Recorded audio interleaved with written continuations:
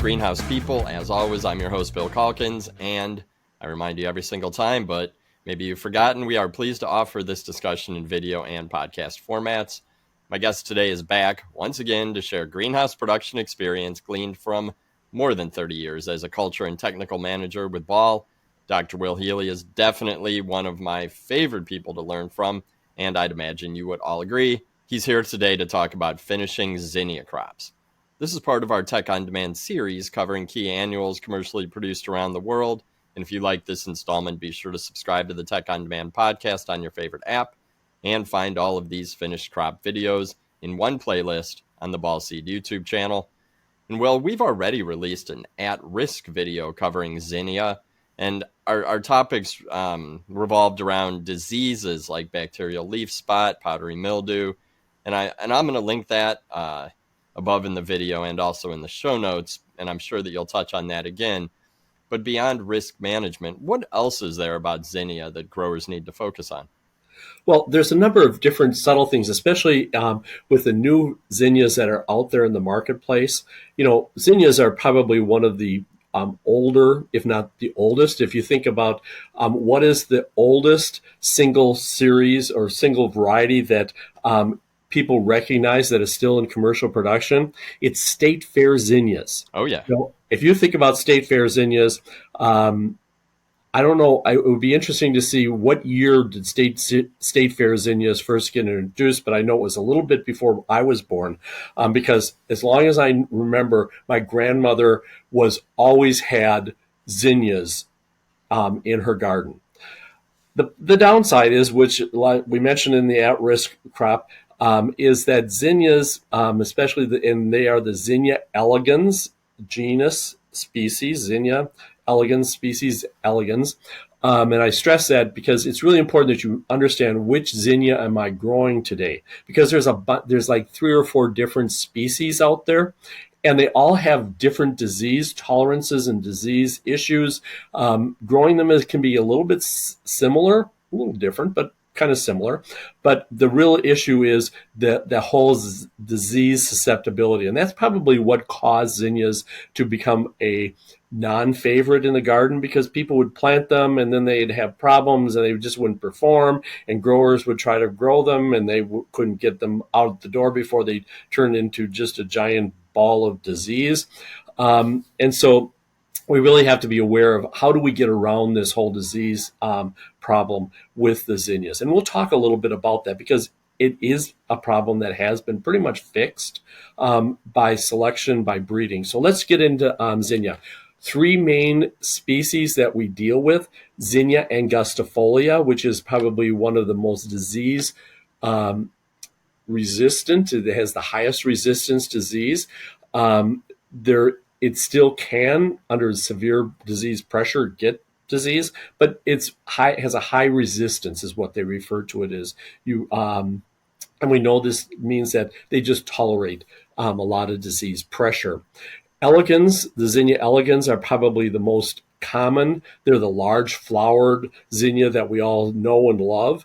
And this one is probably the most disease susceptible. And we'll talk a little bit more about that later.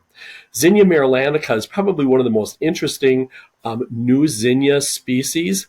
It was created by Thomas Boyles at the University of Maryland. Actually, I was at the University of Maryland back in the late 80s when Thomas created Marylandica by taking the Zinnia Elegans, which he loved as a child, and crossed it with Angustifolia and Latifolia, which are 2 species that are high resistance, very high resistance. And when you created the hybrid, you basically created Zinnia Marylandica, Maryland, University of Maryland, got it, Bill? Zinnia Marylandica as a high resistant variety that really was created for the garden, for the consumer, for the grower to produce as packs and pots. So we really have the evolution of the zinnia. And so let's talk about how we grow these and are successful.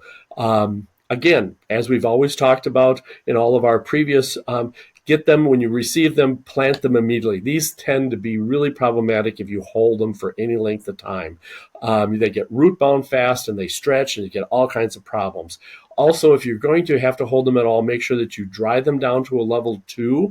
Lift those trays up before you water them. Make sure that they're drying, and look at the bottoms, and then water them back up to a level 4. Don't have them sitting in water, because water and disease go hand in hand. So a lot of water sitting around both on the foliage and in the ground is going to end up resulting in a lot of disease issues. If you have to hold them, you can keep them down around 50 to 60 degrees, but 70 degrees, watch out to too high temperatures because they will stretch. Because anyone that's ever grown zinnias know this is a crop that can stretch rapidly. Turn your back and those things will go at least an inch before you know it. And it's all about this hypocotyl, which is the area from the soil up to that the cotyledons. That can stretch very rapidly if you don't watch out. This is one crop that, and we normally don't talk about plant growth regulators to the seedlings or to the plugs, but this is one that really, if you've got a history of you just can't keep them under control, get that plant growth regulator on before you plant the plugs. Why do we recommend that? Is, there's a time delay. When you apply a growth regulator, it takes anywhere between 2 to 4 days before the growth regulator is absorbed by the plant, gets to where it needs to be, and grabs on and holds that plant under control. So if all of a sudden you have an oops and you see the plants have stretched, you're not going to ever be able to get them any shorter. Growth regulators cannot reduce growth. They just prevent future growth. So get that growth regulator on there to keep them compact, because these do stretch a lot. I can't stretch that a lot. Also, that you want to treat the plants with fungicides if you start seeing cotyledon problems. Zinnia elegans is a serious problem. Now, how we've gotten around the Zinnia elegans problem is that the major seed breeders of these varieties have treatments that they can treat the seed and they can test the seed. So when you go out to buy your seed or you're buying your plugs, ask the question, are these from tested varieties? Have these varieties been tested? Because if you start out with tested, what they do is they test the seed to make sure that there's not any bacteria or fungal diseases on the seed coat. Because if there's diseases on the seed coat, well, then it shows up on the cotyledons. And once it's on the cotyledons, then it goes to the true leaves and the death spiral will begin. And this is, of course, as I said, this is a Zinnia elegans problem, not so much an Angustifolia or a Marylandica issue. So if you're growing the big, large flowered ones, ask your supplier, were these from tested varieties? And most of the major varieties are tested, but it's better to ask than to forget. If you do see any problems, it's worthwhile getting a foliar fungicide on those plants early, because it's easier to get those lower leaves. So I stress that kind of a lot because that is the real key. Make sure that you water in your plugs before you plant them. With a low or no phosphorus fertilizer. Why do we recommend that? Is because soft growth plus wet conditions, especially with the Zinnia elegans, translates into disease susceptibility. So you don't really want a lot of soft growth. You really want to make sure that your plants are toned, and that's using the 14014, 15015, 13213. Notice there's little to no phosphorus, and we'll talk later about the amount of ammonia. If you're going to be planting them, you really want to get them planted and fertilized prior to planting.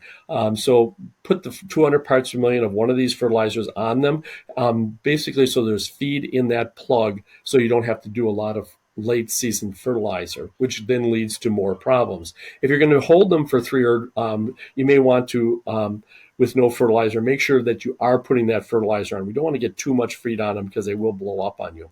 If you're holding them for more than 7 days, then look at putting on low feeds of 50 to 75 parts per million to prevent any fertilizer stress issues, because when you stress the plants, that also sets them up for disease problems. And so we're really focusing on these large flowered elegans types. The Marylandica and the Angustifolia, not as big of an issue, but with Zinnia elegans, which is the desired series, the desired species, we really want to make sure we have them. You can use them in a wide range of containers, from packs to pots and whatever.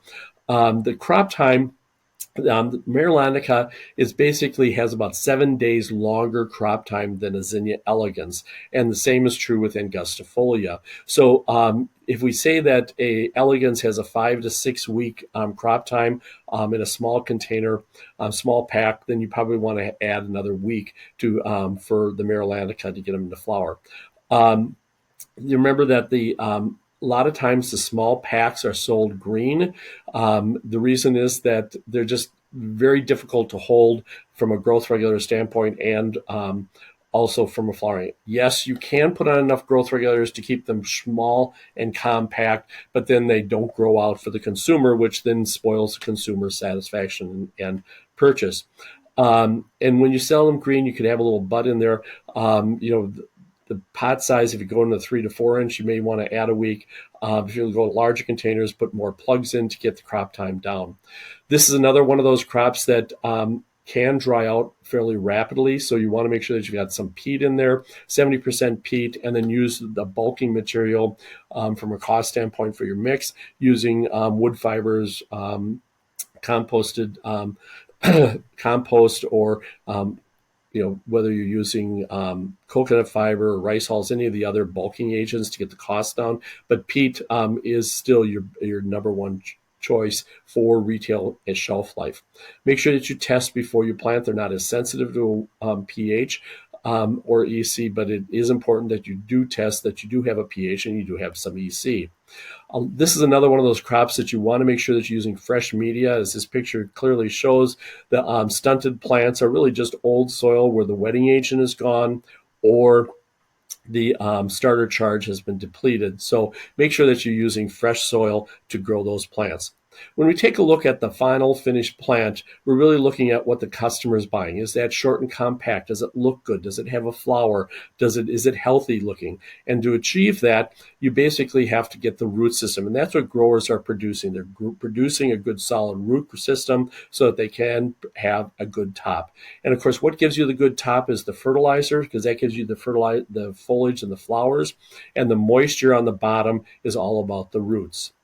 So let's talk about moisture and fertilizer, because these plants, as I mentioned earlier, they can stretch, and they can stretch a lot really fast. So remember, fish grow in water, roots grow in air. So we really want to look at our moisture and fertilizer programs. So when we talk about moisture management, remember that if you keep them consistently wet, so that they're always at a level 4+, so that when you pick them up, the soil, they're heavy, and you basically lift them up and you've got dripping coming out of the bottom. That's level 4, level 5.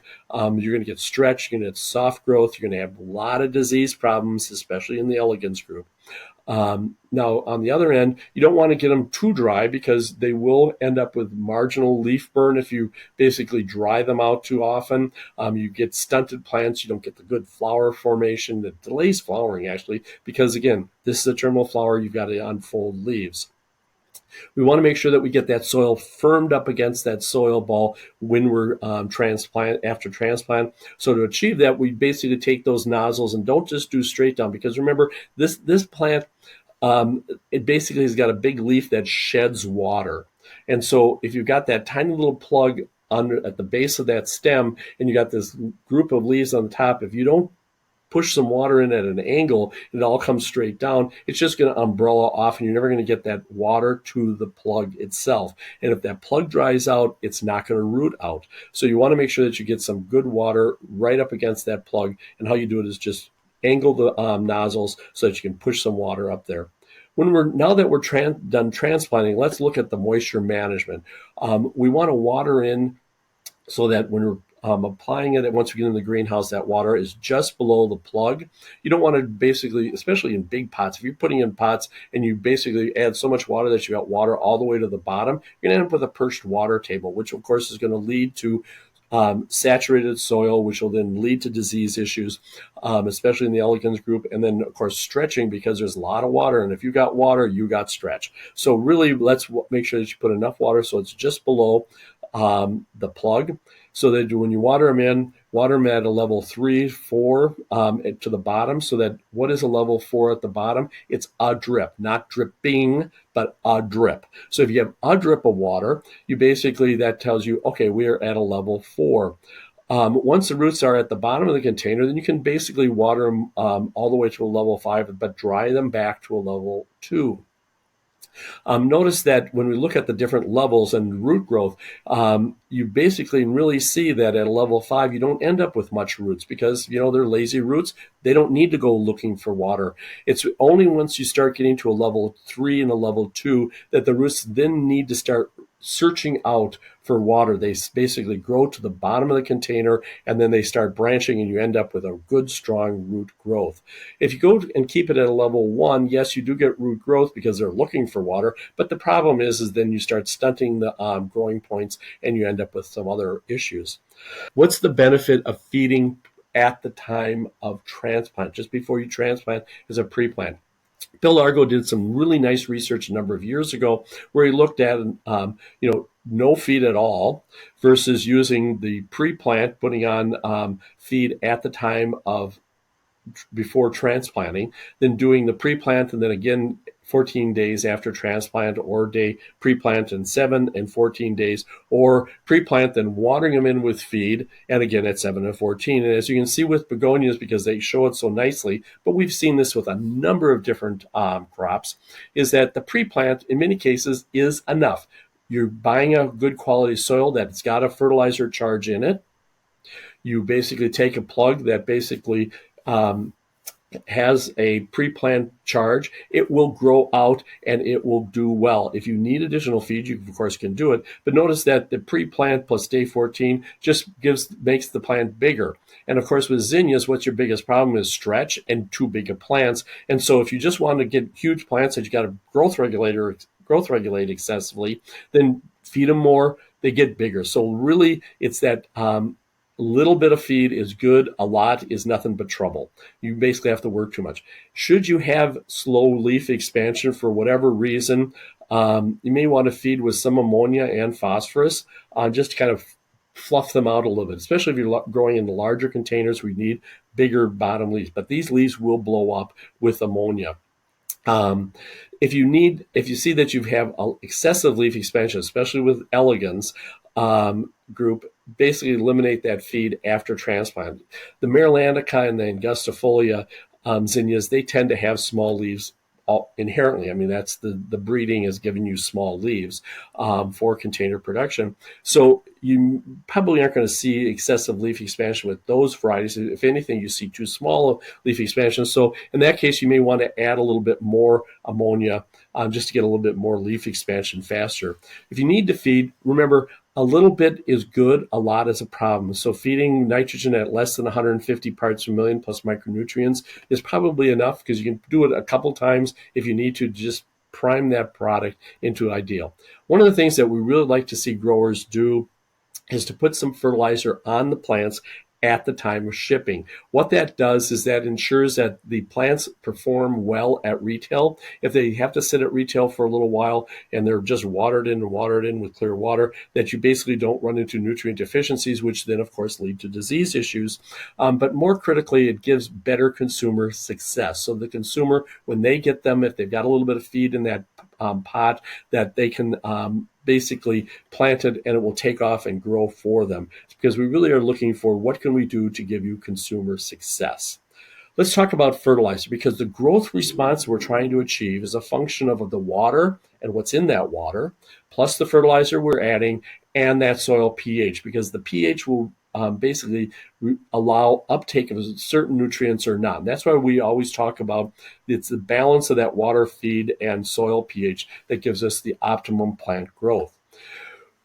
Always, as Nick Flax in the newsletters always tells, check your water at least once a year before you get started. Why? You want to see where your water quality is. The water quality we're most concerned with initially is what is the alkalinity. If we have an alkalinity between 100 and 200 parts per million, we're in the sweet spot for happy growing. As it gets above 200, well, now we're going to end up with high alkalinity. You may need to add acid to get it back down around 200. If it's below 100, you may want to be more careful with which fertilizer you use, because some fertilizers will drop the pH. And if you drop the pH, then you're going to end up with a whole nother series of problems. So really knowing that you're in 100 to 200 parts per million gives you the sweet spot. You also want to know what's in that water, because some waters will have high iron or high manganese or high boron or high certain nutrients. They may even have phosphorus in them. So you want to basically balance your fertilizer that you're using with the water that you're using. You want to also make sure that the pH and EC are within the normal range. So you really want to know, are we have normal water, or do we have water we're going to have to adjust with our fertilizer? And also you want to start out with a pH in the media of 5.8 to 6.2, so that all of those water fertilizer will work together to give you the growth. Now, what we want to use is early feed. We want to basically look, as we know about, if we're going to use constant feed, you're going to use less than 150 parts per million. Look at what is the ammonia level? Because as we've talked about, these plants can stretch. And high ammonia levels will give you soft growth, which in the elegans could be a disease issue. And that ammonia plus phosphorus can give you a lot of stretch. So 20-10-20 versus 17-5-17. And what does that all mean? Well, let's just look at what happens as we change the percent of the nitrogen in the ammoniacal form as ammonia versus high phosphorus. Versus at the other end of the extreme, we have low or no ammonia. And so we have high nitrates to give you the parts per million nitrogen, and a low phosphorus. And remember that as you add more ammonia, you it's more likely to drop the pH. What I've given you here is a table at looking at what happens at 150 parts per million of a number of different fertilizer formulations. And every supplier has even 2020, the formulation of what's actually in that bag is slightly different depending upon who is formulating it, who you're buying it from. So, and we're looking at the key nutrients for most of our plant growth, which is the percent ammonia, how many parts per million phosphorus, how many parts per million iron, how many parts per million manganese, and how many parts per million boron. And we have the various targets for those nutrients in this table. If we take a look at what is the amount, the percent of phosphorus, the percent ammonia, and the parts per million phosphorus, is what we can see is that those change radically as you go from 2020, which is 74% ammonia and 65% phosphorus, which we know is going to give you a very soft growth, very stretchy plants, which will require you to use a lot of growth regulators and a lot of fungicides on the elegans group to basically keep the plants healthy. On the other end of the extreme, we go and look at 13-2-13, which is only 7% ammoniacal nitrogen and 10 parts per million phosphorus. So those plants are going to be short and compact.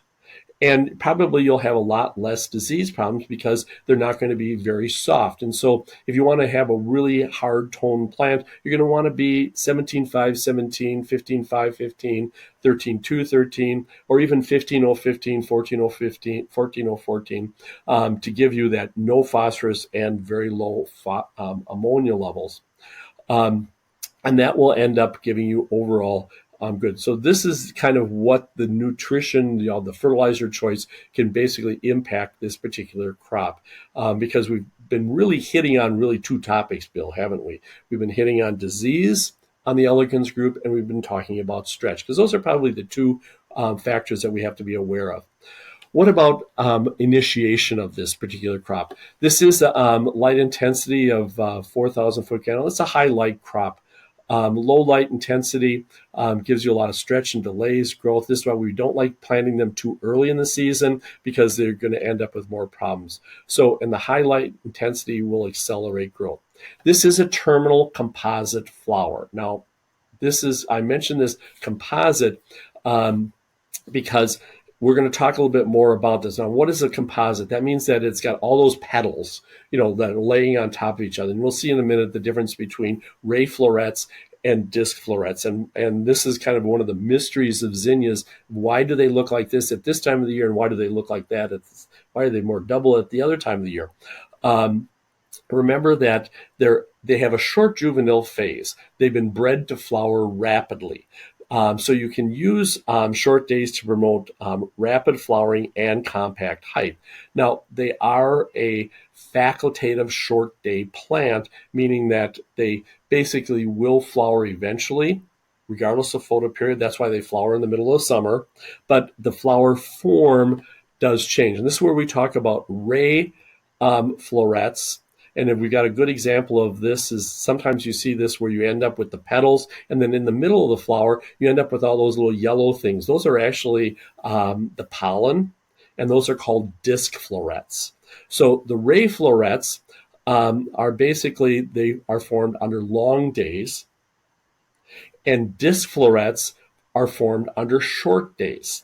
Okay, so during the summer, when the days are long, going into the summer and the days are long, you end up with these, especially in the elegans group, you end up with these very full, lots of petals, the beautiful flowers. But then as you get towards the end of the season, especially those with the really long growing season, you end up with those, basically a ring of ray florets, petals, and then you end up with all these little yellow things in the middle, and people go, ugh.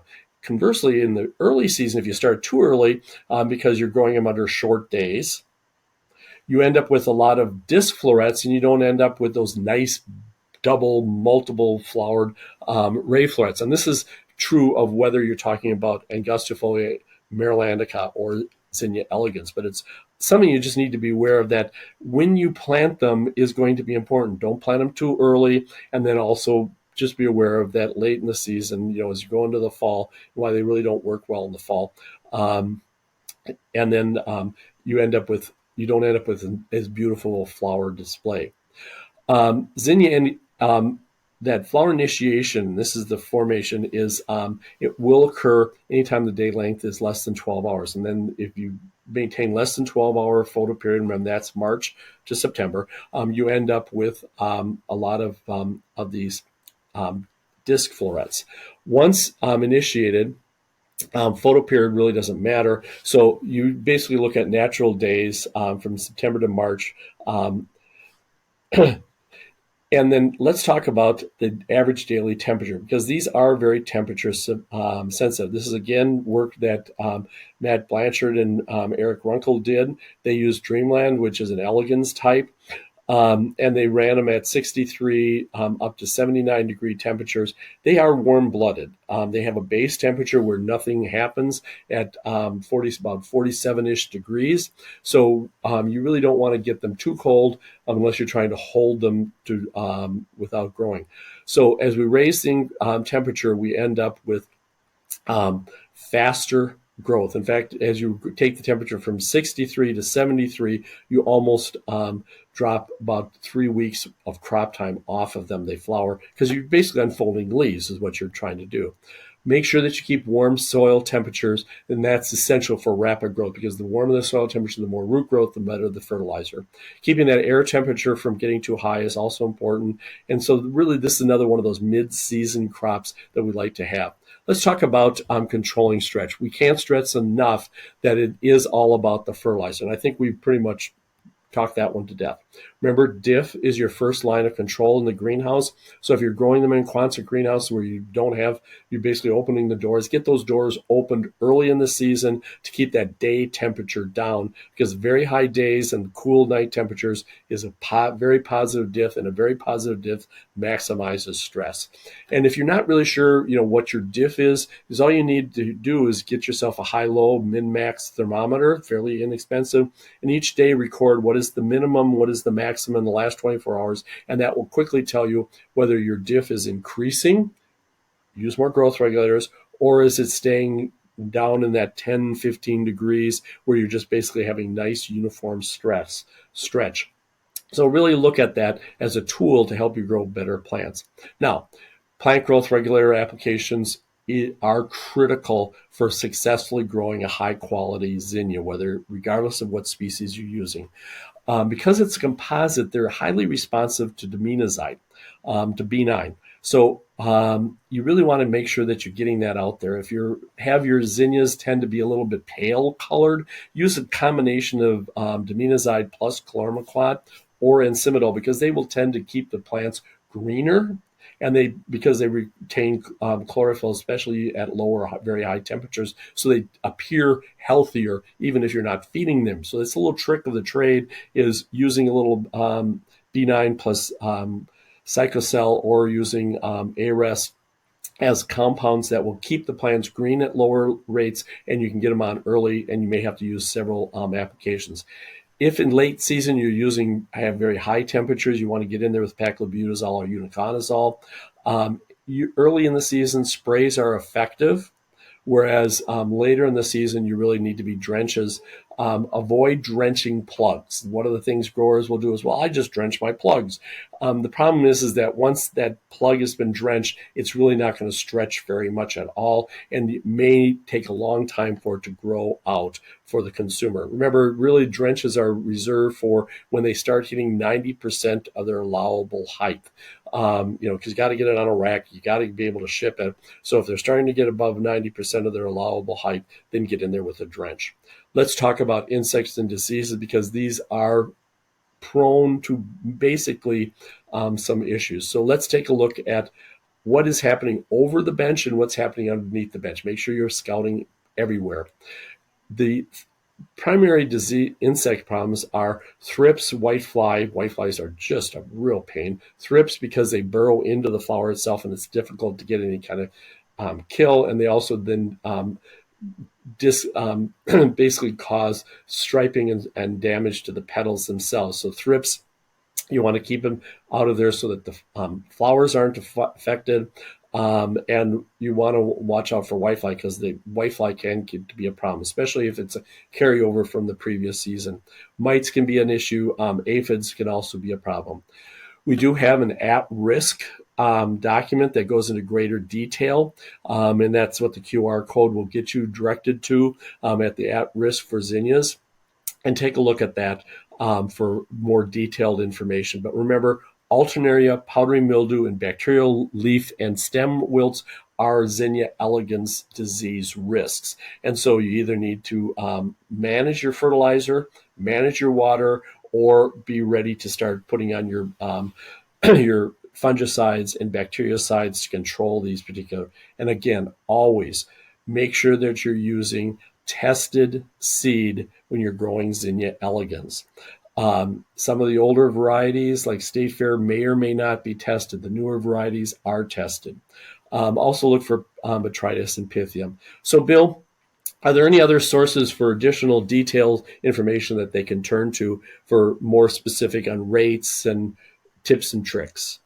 There are, but I will warn the viewers and listeners that if you turn to these resources and turn your back on your crop, it's probably going to stretch. So make sure you're following Will's rules of the road to stop that from happening. But if you do get a chance to turn your back on your zinnias, you can find insecticide, miticide, and fungicide guides, biocontrols guides, and PGR guides, which sound like they would be very useful with this crop as well, on the growertalks.com website under grower guides.